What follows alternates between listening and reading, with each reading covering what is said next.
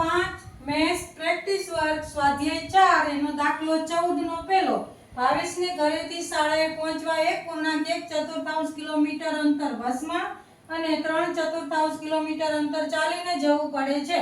તેની શાળાએ જવા અને ત્યાંથી ઘરે પાછા આવવા કુલ કેટલું અંતર કાપવું પડે? તો શરૂઆતમાં તો પહેલા લખવાનું 1.1 શેમાં જાય છે? તો એટલા કિલોમીટર બસમાં જાય છે અને 3/4 કિલોમીટર અંતર ચાલીને જાય છે. હવે જે આ પૂર્ણાંક છે એને આપણે પૂર્ણાંકમાં ફેરવી તો 4 × 1 + 1 બરાબર 4 × 1 + 1 એટલે છેદમાં 4 બરાબર 4 ને 1 5 5/4 કિલોમીટર આપણને મળ્યું.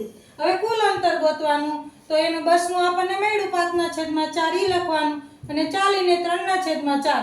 હવે જ્યારે પણ સરવાળો હોય અને છેદ સરખા હોય તો એકવાર લખવાના અને ઉપરનો સરવાળો કરવાનો.